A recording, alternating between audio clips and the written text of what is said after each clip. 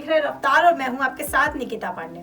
14 मार्च का दिन विश्व में नदियों को समर्पित है और हो भी क्यों ना। ये वो नदियां हैं जो हमें पीने के लिए जल और प्रकृति को राहत दिलाने का काम करती हैं। तो ऐसे में साल में इनके लिए एक दिन तो होना ही चाहिए।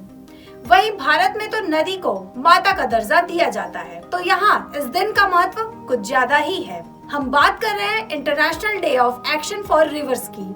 नदियों से जुड़ी एक शानदार मुहिम भारत में भी देखने को मिलती है, जिसे कावेरी कलिक के नाम से जाना जाता है, जिसे सदगुरु ने शुरू किया था। आइए आपको बताते हैं क्या है Kaveri calling. Kaveri calling project green hands के तौर पर काम कर रही है, जिसकी शुरुआत सदगुरु ने 1998 में तमिलनाडु में की थी। इसका उद्देश्य नदियों की सुरक्षा और साथ ही पर्यावरण में हरियाली लाना है। कैसे हुई इसकी शुरुआत? सदगुरु ने एक इंटरव्यू में बताया था कि भारत की नदियां एक गंभीर हालत में है। हर साल 8% पानी नदियों में कम हो रहा है। साथ ही उन्होंने कहा कि 16 साल में कई नदियां तो गायब हो जाएंगी। उन्होंने कहा कि साल में लगभग 6 महीने में कावेरी समुद्र तक नहीं पहुंच पाती है और सूख जाती है। आज कावेरी 86% कम है उससे जितना ये 40 साल पहले थी। सदगुरु आगे कहते हैं कि शायद आजकल के बच्चों को तो पता ही नहीं होगा कि कावेरी आखिर है क्या। उन्होंने बताया कि जब हम लोगों ने मुहिम शुरू की थी, उससे पहले हमने पूरे देश में 50,000 से ज्यादा कला प्रतियोगिता का आयोजन किया था।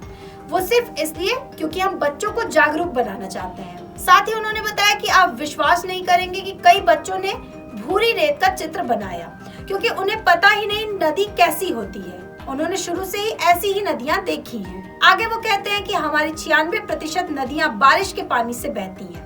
अगर पेड़ होंगे तो बारिश के पानी को थामने की हमारी काबिलियत बढ़ जाएगी और बारिश का महीना सिर्फ 2 महीने ही रहता है।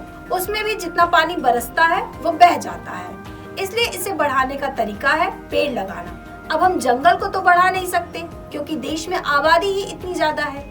इसलिए देश के युवा को पेड़ पौधे लगाने और खेती करने के लिए जागरूक करना हमारा उद्देश्य है। इस मुहिम में कई बड़े सेलिब्रिटीज भी जुड़े हुए थे, जिसमें कमल हसन, किरण बेदी, कंगना रनौत और अन्य कई नाम शामिल हैं। आपको बता दें कि अपनी बात को बेबाकी से रखने वाली एक्ट्रेस कंगना रनौत ने आध्यात्मिक गुरु सदगुरु जग्गी वासुदेव के ईशा फाउंडेशन को 1 लाख पेड़ लगाने के लिए 42 लाख रुपए का दान किया था।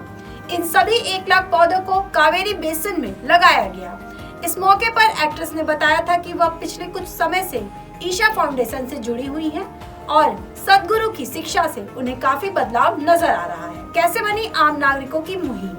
यहाँ ध्यान देने वाली बात यह है कि इस मुहिम में न केवल सेलेब्स बल्कि आम जनता भी अपना योगदान दे सकती है। आइए आपको बताते हैं कैसे। अगर आप अपने किसी खास को उनके स्पेशल डे जैसे कि बर्थडे, एनिवर्सरी या किसी त्योहार पर अगर कोई खास तोहफा देना चाहते हैं तो कावेरी कलिक से संपर्क करके पौधा लगवा सकते हैं। इससे आप अपने दोस्त या फैमिली को तो गिफ्ट देंगे ही, उसके साथ ही ये आपका खास तोहफा पर्यावरण के नाम भी होगा।